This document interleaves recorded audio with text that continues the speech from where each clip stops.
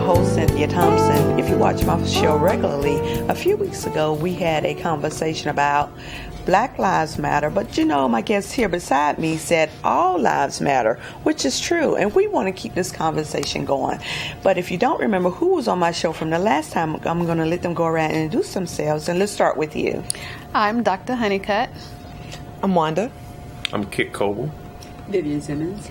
So the last time we talked about this, we talked about the shootings that have been going on, not just in the South, but in the North. I haven't heard of any out West of police officers shooting black kids, black men. Have you heard any out West? Well, Kit? one that sticks out that's been in media rotation is Ezell Ford in Los Angeles. So he was shot on the street by officers, and there hasn't been too much disclosure on that case, so it's not in the forefront. But he was shot around the same time as Crawford was, the guy in Walmart who had the fake gun. Around the same time, about sometime late last year in December. Yeah. So it's mostly been happening on the East Coast. On the East Coast, yeah. So we know. Yes. So it happens all over, but the ones that get media attention have been in the South and in the on the Eastern Seaboard. So why do you think that's so, ladies? Because we're on Eastern Standard Time? I mean, it shouldn't matter, should it? I don't know. I think probably the South is probably still more sensitive to racial profiling and anything dealing with, black versus white because of slavery and the last 400 years of oppression and coming out of that. And so, everybody over towards the West is probably more liberal or more free-feeling. They seem to be okay with carrying guns. If you think about Texas, everybody carries a gun. They even have tanks, but you don't hear about people getting shot over there. And, if you think about that, a lot of the younger children, I know children that have some family members that when they were little kids, they were white and, mixed, but they got guns for Christmas. And a bow and arrow, and it was like that was a natural occurrence. And I know some students now that for Christmas, this past Christmas, they were given guns, like real guns, rifles, that they would go with their parents out on the ATVs in the woods, go hunting. But it seems okay. But, like Kik was saying earlier, if a black male has a toy gun, he gets shot. So I'm just curious, why is that such a huge disparity there? Yes, I didn't even know that. Well, but I think and I think our ancestors always taught our children about firearms and hunting and guns. And so I think that there are still, my son hunts. I cannot for the life of me fathom how he got into this. and I will admit that he did do some rabbit hunting with my husband early on. But he hunts now. But now, when he does go hunting, it's a novelty for a black man to hunt.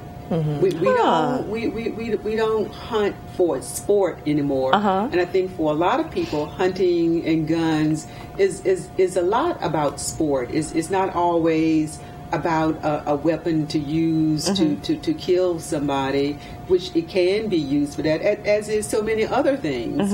But that really is not always the intent. And so my sons did get BB guns. I mean, that's how we all saw Christmas Story. Yes, we did. It made me want a BB gun when I was a kid. Everybody wanted a BB gun. Yeah. And so the thing of it is that you have to remember, I think we need to remember about guns is it's also part of the culture of the country. That's true. And so, but we're in now, we're using human beings. The human beings are the people being preyed upon now. I think we see a lot more of that now than it used to be. Or is it? I think now we have a 24-hour life cycle of news. This is true. And so everything is reported. And so, and Kit, you can talk about this, about the study that was done of all of us black people who were hanged. Yes, that's a that was the hunting, the prevalent hunting back in the day. Exactly. These are modern day lynchings. Yes. Like that's what a lot of people like Dr. Cress Wilson and a lot of Umar Johnson, Dr. Smalls, they said that these killings by police officers or unarmed men is just an offshoot or psychological trauma that's carried to the next generation. Because if you look at pictures of lynchings, that's the same thing, and people went out hunting black men, and they weren't hunting criminals. They were hunting people that they thought were uppity, that people that they thought were a threat to a white woman's purity, because Emmett Till was killed for supposedly whistling at a white woman. They drug him behind a car, and then Mr. Byrd was drugged behind a pickup truck not too many years ago. That's true. I remember that. I forgot which state it was in, but it was in Texas. Yeah. He was drugged behind. So we see that these things persist, but it's all about how much media attention it gets, because not every one of these killings that happen are reported. And I dig really deep into newspapers and internet articles, and I'm surprised there's only about 10% of unarmed black killings by white police officers that are actually reported and covered in the news.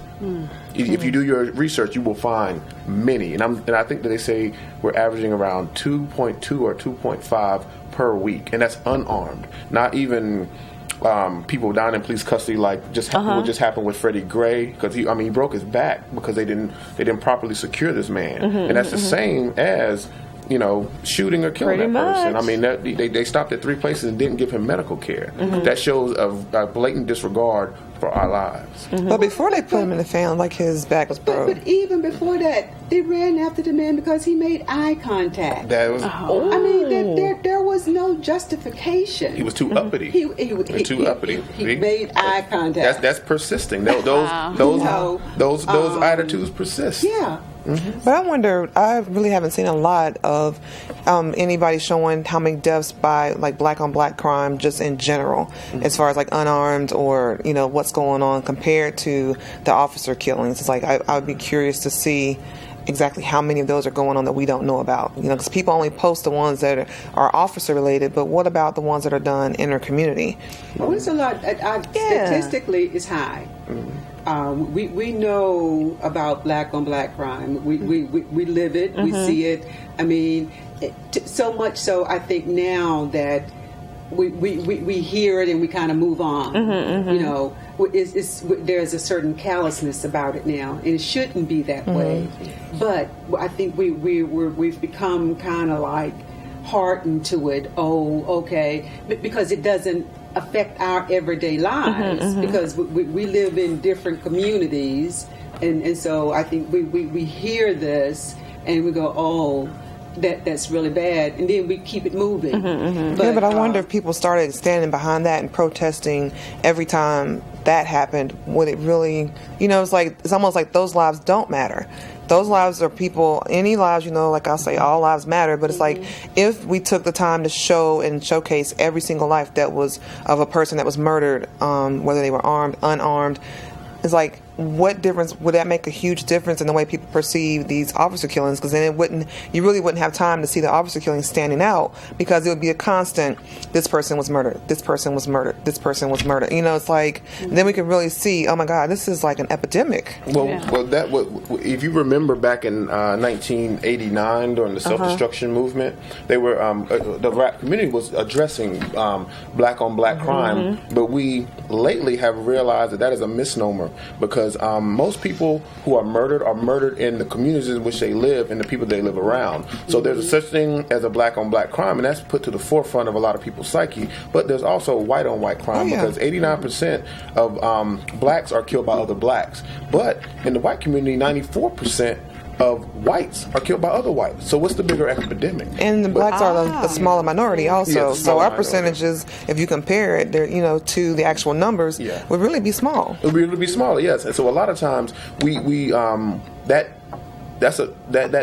narrative of the black on black crime, we should concentrate on that before officer killings. The difference in that paradigm is that it's an abuse of authority. And whenever it comes to, like, say, two people on the street, they just kill each other, they kill each other, and if they don't have stand your ground laws or castle doctrine inside of their state, there's no abuse of power there. It's really just mutual combat, and then it turns into murder, manslaughter, or whatever. But when it becomes a person, it's like hunting. It's not a sport. if one person doesn't know they're playing the game. You know, so these guys they get stopped by the police and they're like, okay, well, it's not fair because you have the gun, I have to obey your authority, and if I do something to you, I'm a cop killer.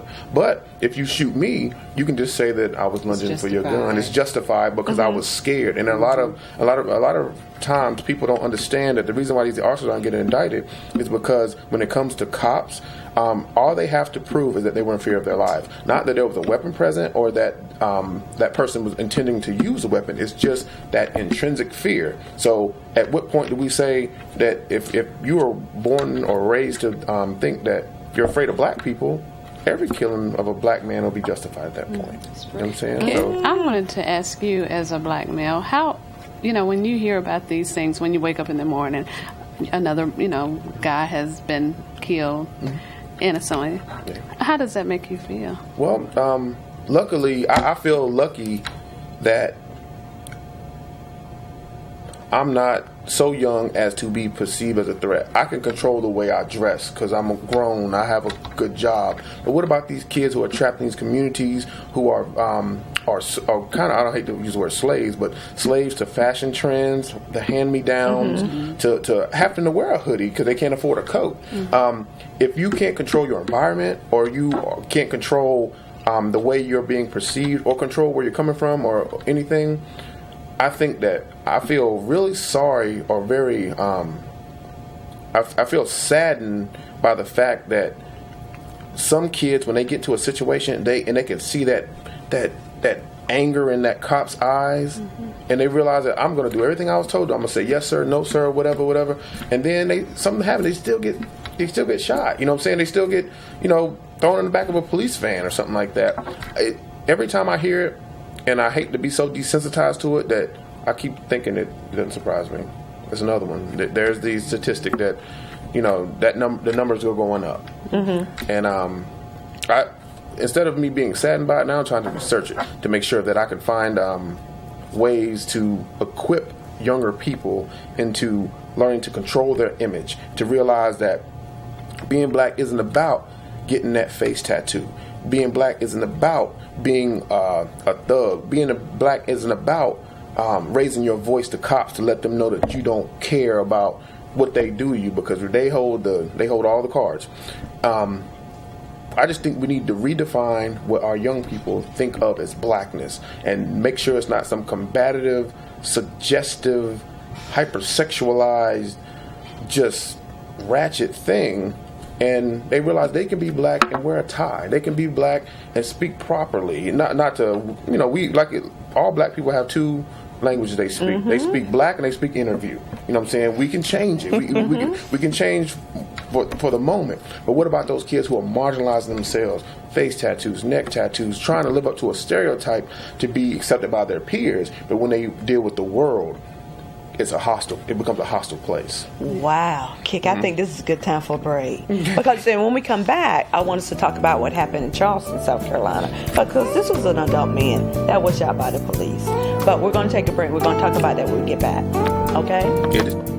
Back to Betty. I'm your host, Cynthia Thompson. Now, before we went on break, we were talking about how police officers see some black men, especially our young men, as a threat. But just recently, we had a killing in South Carolina where the man was stopped for a traffic stop. I don't know the whole story. Kick, I know you can help me with it. So why do you think that happened to him? Because in my opinion, I don't see where he would have been a threat to the police officer. Well, he was a threat, but he was a threat to that man's authority or his privilege. Because it goes back to, we have to look at what KRS-One called police. He said it moved from the word overseer to officer. And that's what they ride horses, they police people. Because remember, we didn't have a police force in America before the slaves were freed. We didn't have large prisons or anything like that. The police were put there to protect property and to make sure that folks complied with white laws and Jim Crow laws and things like that. So this guy, a lot of officers, if you look at the way that they treat black folks versus white folks, because look, they're complaining about Baltimore, the rioting. Right. But they didn't complain when Kentucky was burning over a sports game. Those people weren't rioting. They were just having fun. But when we riot and protest for our rights. We're thugs, we're rioters, all that kind of stuff. So we got to pay attention to the way the media portrays us. But back to Walter Scott, I think that the reason why he shot him is he's like, how dare he turn and run from me? He wasn't a murderer or a bank robber or a rapist or anything. He just had some child support warrants, and that warranted death. And he wasn't running that fast. He wasn't going that fast. He wasn't. I mean, he could have tripped him. He could have went to him and tripped him. But I mean, when I saw the clip, it's like the officer literally took a stance like he was at target practice and just fired off. And I mean, you don't need that many shots to Not make one a man shot, go down. not two, but eight. Yeah. Eight. Yeah. In the back. Yeah, he was not running that fast. No. And then it's like once he was on the ground, it's kind of like, to me, when I looked at it, the officer didn't seem concerned. It's kind of like... He didn't give him any immediate medical help. He didn't give him CPR. The other officer that came up didn't give him CPR. And he also came and dropped the something, taser. yeah. I say something, but I'm just going to put it out there. A taser, because he knew that he was going to say he went for my taser or my gun or whatever, and that became the initial report. But then when we seen the video, that was all a lie. And even the lie about them giving him CPR. Yes, they didn't give him anything. No. They just sort of looked at him and checked. They Yeah. finally checked his pulse. It was like, oh. No, what they ran up and handcuffed his hands behind his back. That was the Yeah, first that thing is they the did. first thing they The did. man's dead. How? Why? That's what they did. Yeah. So do you think it's a good thing that we have all these gadgets where we can videotape it? But it seems that since we have it, the police, they really don't care. Well, we got and another thing that I want to speak about the Eric Garner situation, it parallels with that. There's a push now to have officers having cameras now, and a lot of they can turn them off. Yeah, the black They can community, turn them off? They can turn them off, and they're supposed to turn them on during traffic stops. But what a lot of folks are saying, and we have to pay attention to this, is that since the Eric Garner thing, when that was taped, the whole thing, he said he couldn't breathe. He wasn't committing a crime and everything.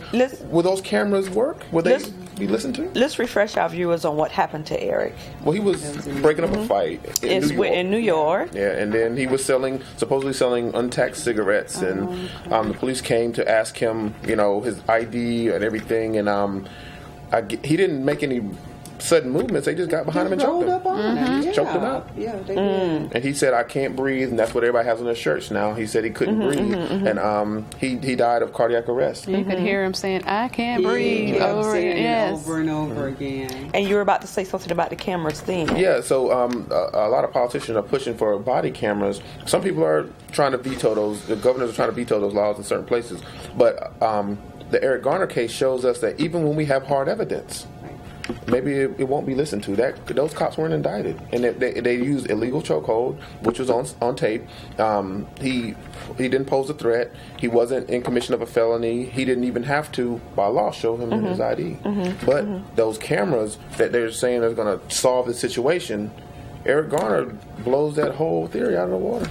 Well, There's cameras all over the place. I mean, if you think about every city that I drive through, there's cameras on every single corner, like the stoplights, at the crosswalks. There's cameras everywhere. So I think if they needed those just the evidence, ones you see, and it's True. more you don't see. True, because I used to work with a company where we install those cameras, and like you're saying, there are ways where you can't even see, you don't even know it's there, and it's doing it at night during the daytime.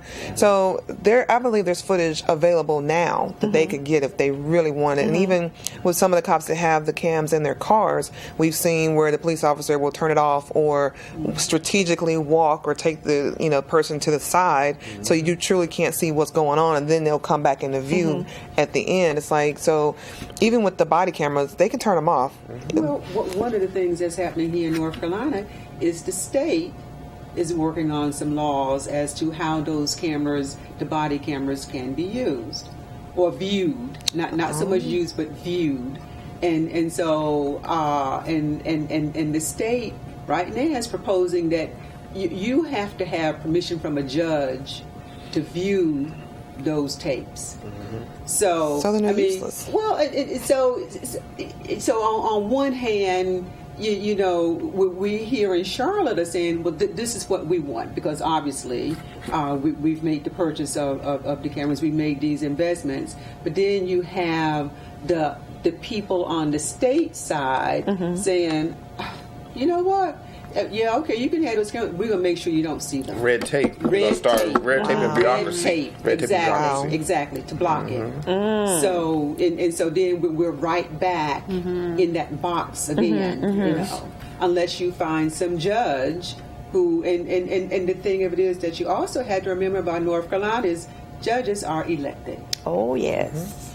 And so one of the other things that the state is proposing is that now your political designation be put on the ballot so everybody would know whether you're independent or Democrat or Republican, and to make it more partisan instead of it being bipartisan, they want it to be very partisan. So there are other things underfoot as to we think it's wide open. We think we're living one way, but then when you get down into the weeds, or no, not even having to get in the weeds, if you pay attention to what's going on, we have so many things working against us. Political level. On the political level, yes. So tell me, you all, we've been talking about the crimes against black folks, that the police have been shooting our young people. What do you think the solution is to stop all of this, or will it ever stop? Can we do transplants, heart transplants, mind transplants? I don't know, but one thing I think about too, like our children now, 8 and 10-year-olds do not look like 8 and 10-year-olds, and you can't change that. Yeah. Like I know some 10-year-olds that are almost as tall as me, and I'm 6'2". So, you know, I think the body structure has changed as well, so that might be why they seem more threatening to police officers, because, you know, when I was younger, I was still tall, but not as many children were very, very tall. They were more like normal kid size. So I don't know if that plays a part in it as well, because now they're becoming a threat earlier because their size seems bigger. So they look like adults. They have the muscles. They're tall. They're built. You know, their faces look like grown men. Some of them have hair. You know, so maybe that's creating that threat so early, and that's why we're seeing officers shooting younger and younger children, because the children aren't looking like children anymore. Even the girls. We're not going to go there, but you know, but. So I mean, maybe that's part of it too. That's true. I really think, like you talked about body image, you know, I think that is like a really big focus, because like if I look on the news, they'll talk about somebody being robbed or shot, and the first, you know, you look, it's a black male with dreads. A lot of the times, not all the time, but a lot of the times. And now every guy with dreads, they're, you know, judged by the, you know, they always judge the outer side, you know. So image to me is a whole lot. I know some friends that cut their dreads because of that. I think it's bigger than that.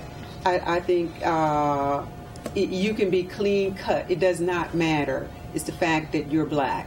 And so they see skin color before they see anything else. And that's the one thing you cannot hide. We are what we are. And so to me, I think it's in the psychology. I don't know how you change psychology, because, you know, when it's been bred that black is bad, you know, how do you change that? I don't know. I don't know. I think that a lot of times we say we have to spend time with people that aren't like us to learn them, or to make people, I guess, more sensitive to our plight. But what I've seen is that I've known people white guys who hung around black people all their lives, and they you would think that they would grow to be these very inclusive people, but as they get to a certain age and they have to rely on their white privilege to get ahead, they become just as racist as the ones who hung around nothing but rednecks and white folks. You know what I'm saying? But then I've seen those people who hang around rednecks and white folks in their family, and then they spend their lives trying to stave off that image, and they become very inclusive. They don't want to be like what they saw their parents to be. So I think that the only way that's going to happen, that we're going to change people's minds about who we are, is for us to change ourselves, not to whiten ourselves up or to submit to conformity. I think that we should tell people that we need to redefine what blackness is. The dreads and stuff. If you know that people ain't gonna give you a job because you got dreads, don't accent that by putting a tattoo on your face or getting a tattoo on your neck or putting a tattoo on your hand or something, just something like that. If you know to understand how you're going to be perceived, maybe you should do something that would counteract that. So, because I know this boy who just got into like all these Ivy League schools. I saw his picture. He had a hat on and long dreads, and I was like, wow, you know what I'm saying? Maybe he's going to redefine how people look at people with dreads. You know what I'm saying? And I think that we shouldn't have to conform, because the dread thing doesn't mean you're a criminal. It originally was a Rastafarian thing, and before it was that, it was in Africa as a way to keep our hair neat.